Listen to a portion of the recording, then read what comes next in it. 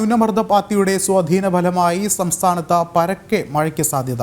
കണ്ണൂർ, കാസർഗോഡ് ജില്ലകളിൽ കാലാവസ്ഥാ വകുപ്പ് ഓറഞ്ച് അലർട്ട് നൽകിയിട്ടുണ്ട്. 5 ജില്ലകളിൽ യെല്ലോ മുന്നറിയിപ്പും നൽകിയിരിക്കുകയാണ്.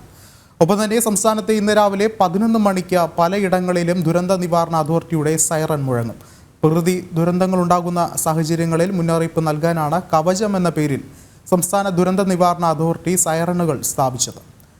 കൂടുതൽ വിവരങ്ങളുമായി തിരുവനന്തപുരത്ത് നിന്ന് ടിൻഡു ദാസ് ചേർന്നുണ്ട്. ടിൻഡു, എങ്ങനെയാണ് മഴയുടെ ഒരു മുന്നറിയിപ്പ് ഉള്ളത്? വിഷ്ണു, സംസ്ഥാന ന്യൂനമർദ്ദപാത്തിയുടെ സ്വാധീനം കാരണം പരക്കെ മഴയ്ക്ക് സാധ്യത ഉണ്ടാകുമെന്നാണ് കാലാവസ്ഥാ കേന്ദ്രം നൽകുന്ന മുന്നറിയിപ്പ്. ഇന്ന് കണ്ണൂർ, കാസർഗോഡ് ജില്ലകൾക്ക് അതിശക്തമായ മുന്നറിയിപ്പ് ഓറഞ്ച് അലർട്ട് നൽകിയിട്ടുണ്ട്. കൂടാതെ തിരുവനന്തപുരം, കൊല്ലം, പത്തനംതിട്ട തുടങ്ങിയ പ്രദേശങ്ങളിൽ ഒറ്റപ്പെട്ട ശക്തമായ മഴ ലഭിക്കുമെന്നാണ് മുന്നറിയിപ്പ്. അതോടൊപ്പം തന്നെ വരും ദിവസങ്ങളിലും മഴ ശക്തമാകാനാണ് സാധ്യത. ഇന്ന് പൊതുവെ വടക്കൻ മേഖലകളിലാണ് മഴ ശക്തമാകും. അതോടൊപ്പം തന്നെ ഇന്ന് രാവിലെ 11 മണിയോടുകൂടി സംസ്ഥാനത്ത് വിവിധ ഇടങ്ങളിലായി സ്ഥാപിച്ചിട്ടുള്ള കവചം എന്ന പേരുള്ള സുരക്ഷാ സൈറനുകൾ മുഴങ്ങും. ദുരന്ത നിവാരണ അതോറിറ്റിയാണ് ഇത്തരത്തിലുള്ള സൈറനുകൾ മുഴക്കുന്നത്. ഈ വെള്ളപ്പൊക്കം, മണ്ണിടിച്ചിൽ, അതോടൊപ്പം തന്നെ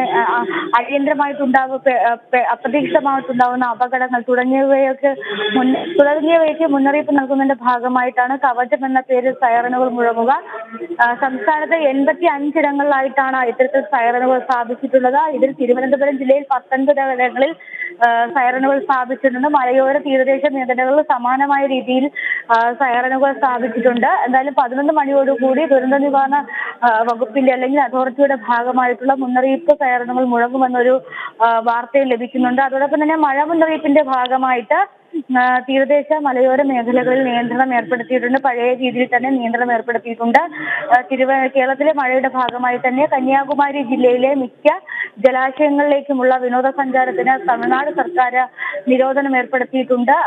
ബീച്ചിലും അതോടൊപ്പം തന്നെ വെള്ളച്ചാട്ടങ്ങൾ ഉൾപ്പെടെയുള്ള സ്ഥലങ്ങളിൽ പ്രവേശന നിരോധനം ഏർപ്പെടുത്തിയിട്ടുണ്ട്. അതോടൊപ്പം തന്നെ കേരള തീരത്ത് മത്സ്യബന്ധനത്തിനും വിലക്ക് ഏർപ്പെടുത്തിയിട്ടുണ്ട്. വിഷ്ണു, വ്യക്തമാണ്. ടിൻഡു ദാസാണ് വിവരങ്ങൾ നൽകിയത്.